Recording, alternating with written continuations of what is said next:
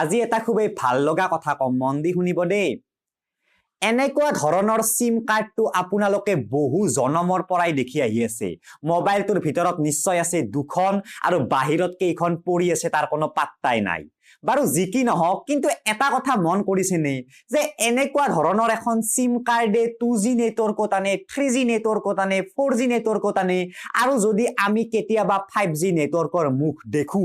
এনেকুৱা ধৰণৰ সিম কাৰ্ডে আনিব বাৰু সিম কাৰ্ডৰ সাইজটো হলনি হৈ গৈ আছে আমি মানি লৈছো আগত আছিল ডাঙৰ তাৰ পাছত আহিল মাইক্ৰো মানে এনেকুৱা বা আজিকালি একদম মিনি একদম টিকুট মান কিন্তু যি কি নহওক সিম কাৰ্ডটো সিম কাৰ্ডে হয় সোণালী আখৰৰ কেইটামান ঘৰেটো সকলো কৰি আছে আজি মই কম কেনেকৈ এখন সিম কাৰ্ডে কাম কৰে তো বলক ভিডিওটো স্টাৰ্ট কৰো চাওক সিম কাৰ্ডৰ যেটো সম্পূৰ্ণ নাম হেইটো হৈছে সাবস্ক্ৰাইবাৰ্স আইডেন্টিটি মডিউল এসতে সাবস্ক্ৰাইবাৰ্স আইতে আইডেন্টিটি এমতে মডিউল যেহেতু এটা দীঘল নাম এটা বোৰিং নাম সেইভাবে আমি সিম্পলি সিম বুলি কও সিম্পলি সিম এতিয়া এখন সিম কাৰ্ডৰ ভিতৰত স্পেশালি দুটা বস্তু থাকে এটা হৈছে এটা নাম্বাৰ থাকে আৰু আনটো এটা চাবি থাকে বা এটা অথেন্টিকেশন কি থাকে নাম্বাৰ মানে আপোনাৰ ফোন নাম্বাৰটোৰ কথা মই কোৱা নাই ফোন নাম্বাৰটো বহুত পিছৰ বস্তু হেইটো আৰু বেলেগ বস্তু এটা নিজা নাম্বাৰ থাকে প্ৰতিটো সিমতে আৰু সেই নাম্বাৰটোক আমি কও IMSI নাম্বাৰ বুলি যাৰ ফুল মিনিং হৈছে ইন্টাৰনেশনাল মোবাইল সাবস্ক্ৰাইবাৰ্স আইডেন্টিটি এইটো এটা 64 বিটৰ নাম্বাৰ হয় মানে 13-14 টা মান আখৰৰ এটা নাম্বাৰ হয় যেটো নাম্বাৰে হৈছে এখন সিম কাৰ্ডৰ মেইন বস্তু এতিয়া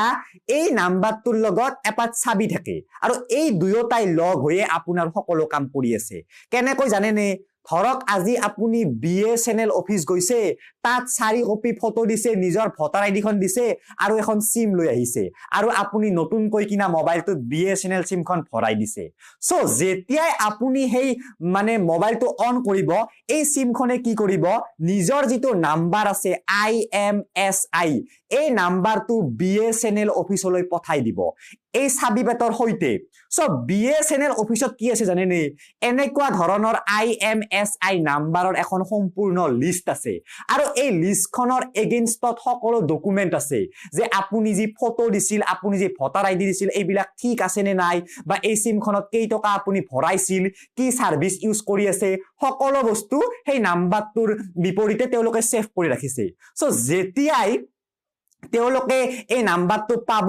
এই নাম্বাৰটো পৰীক্ষা কৰি তেওঁলোকে এটা জাস্ট নাম্বাৰ জেনাৰেট কৰিব এনে এটা জাতা নাম্বাৰ BSNL অফিসে জেনাৰেট কৰি হেইটো নিজৰ লগত ৰাখি থব আৰু সেই নাম্বাৰটোৰ লগত পুনৰ এটা নাম্বাৰ জেনাৰেট কৰিব জিপাত চাবি আপুনি পঠাইছিল সিমখনৰ লগতে অথেন্টিকেশন কি এপাটো পঠাইছিল তো সেই পাতৰ লগত মিলি ফলে আৰু এটা নাম্বাৰ জেনাৰেট কৰিব মানে BSNL অফিসে দুটা নাম্বাৰ জেনাৰেট কৰিব আৰু এই দুয়োটা নাম্বাৰৰ প্ৰথম নাম্বাৰ আপোনাৰ ফোনটোলৈ পঠাই দিব সো আপোনাৰ ফোনটোৱে যেতিয়া প্ৰথম নাম্বাৰটো পাব আপোনাৰ ফোনটোও সেই চাবি বেতৰ হৈতে মিলি ফানে পুনৰ এটা নাম্বাৰ জেনাৰেট কৰিব আৰু এই দুয়োটা নাম্বাৰ যদি মিলি গৈছে পিছৰবাৰ জেনাৰেট কৰা তেতিয়াই আপোনাৰ ফোনটোৱে নেটৱৰ্ক পাব নিশ্চয় অলপ টান হল কনসেপ্টটো বুজোৱাত কাৰণ অলপ টানো হয় কনসেপ্টটো আৰু মই বুজাব নাজানিব পাৰো কিন্তু যি বুজিছে হেয়ে হ'ব আৰু জাস্ট ধৰি লওক যে এখন সিম কাৰ্ডে স্পেশালি IMSI নাম্বাৰৰ হৈতেহে কাম কৰে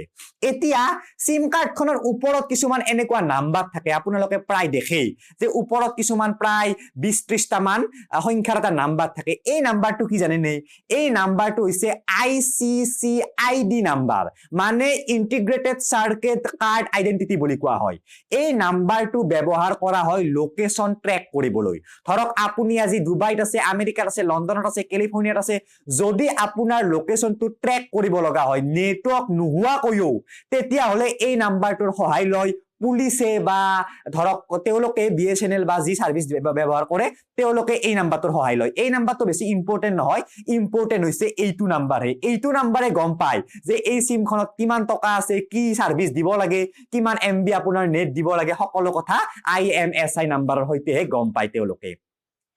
এতিয়া মই কৈ আছো যে ভৱিষ্যতে কি হ'ব সব ভৱিষ্যতে কোনো সিম কাৰ্ড দেখা নাপায় আপুনি আজি নিজৰ মোবাইলটো খুলি সিম কাৰ্ডখন ভালদৰে চাই লওক কাৰণ 2-3 বছৰ পাছত হয়তো তেনেকুৱা সিম কাৰ্ডৰ কোনো অস্তিত্বই নহব তেতিয়া আহিব ই সিম কাৰ্ড ই সিম কাৰ্ডৰ ওপৰত মই অলৰেডি এটা ভিডিঅ' বনাইছো আৰু এবাৰ কৈছো চাওক সিম কাৰ্ড এখনত কোনো বেলেগ বস্তু নাথাকে জাস্ট এটা টেকনলজি থাকে যেটো টেকনলজি আমাক চিনাক্ত কৰি দিয়ে সো এই টেকনলজিটো আমি অলৰেডি মোবাইলৰ ভিতৰত ভৰাই দিব পাৰো মোবাইলটো বনাওতে এতিয়া নিশ্চয় আপোনালোকৰ মাজত প্ৰশ্ন হৈছে তে আমি এয়াৰটেলৰ মোবাইল কিনিম নেকি জিঅ'ৰ মোবাইল কিনিম নেকি বিএসএনএলৰ মোবাইল কিনিম নেকি সব এনেকুৱা কোনো কৰিব লগা দৰকাৰ নাই আপুনি ধৰক এটা মোবাইল কিনি আনিছে তাৰ ভিতৰত এখন সিম কাৰ্ড ভৰুৱাই আছে এতিয়া আপুনি জাস্ট জিঅ'ৰ এটা এপ ইনষ্টল কৰিব লাগে বা ভোডাফোনৰ এটা এপ ইনষ্টল কৰিব লাগে আৰু সেই এপটোত আপুনি ডকুমেন্ট খিনি দিয়াৰ লগে লগে বা লগইন কৰাৰ লগে লগে জিঅ'ৰ এপ ইনষ্টল কৰিছে হিয়ৰ নেটৱৰ্ক আহি যাব আপুনি আজি এয়াৰটেলৰ এপ ইনষ্টল কৰিছে এয়াৰটেলৰ নেটৱৰ্কৰ মজা উঠক